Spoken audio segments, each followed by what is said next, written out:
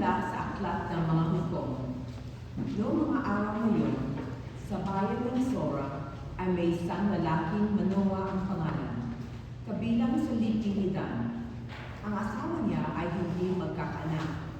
Minsan, napakita sa babae ang anghel ng Panginoon at sinabi, "Hanggang ngayon, wala kang anak, ngunit hindi magtatagal, maglilihit ka at manganganak.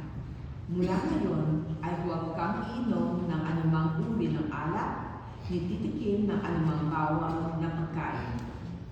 Kung may panganak mo na siya, huwag mong paputulan ng buhok, pagkat mula pa sa kanyang pagsilang ay itatalaga na siya sa Diyos. Siya ang magsisimulang magliligtas sa Israel mula sa mga Filisteo." Ang babae ay lumapit sa kanyang asawa at kanyang sinabi, "Nagpakita sa akin ang isang propeta ng Diyos, parang anghel. Kinikilabutan ako. Hindi ko tinanong kung taga saan siya, at hindi naman siya sinabi kung sino siya. Huwag daw akong iinom ng alak, ni titikim ng anumang bawal na pagkain, pagkat ang sanggol na isisilang ko'y itatalaga sa Diyos." Dumating ang araw at nanganak ang asawa ni Manoah. Lalaki ang sanggol at pinangalan nilang Samson. Lumaki ang bata na patuloy na pinagpapala ng Panginoon. Ang Espiritu ng Panginoon ay lumukob kay Samson. Ang salita ng Diyos. Salamat sa Diyos.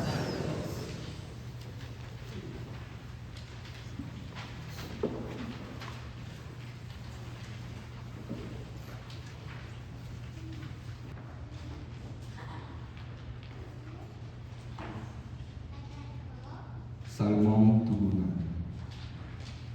Lagi kong papupurihan ang iyong kapangyarihan.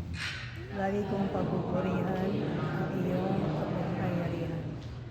Ikaw nawa ang loob ko at itas na kakamina. Matatag na kubingan ko at matibay na sanggalang. Sa lahat ng masasama, O Diyos, ako'y ipaglaban. Lagi kong papupurihan ang iyong kapangyarihan. Panginoon, sa iyo ko inilagak ang pag-asa.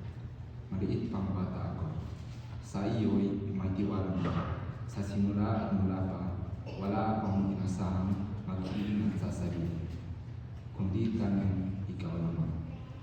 Lagi kong papupurihan ang iyong kapangyarihan. Pagkat ikaw, Panginoon, ay malakas at dakila. Ang taglay mong katangian ihahayag ko sa mata. Sa pulpa, sa pagkabata ako'y iyong tinuruan. Hanggang ngayon, sinasambit ang gawa mong hinangaan. Lagi kong papupurihan ang iyong kapangyarihan.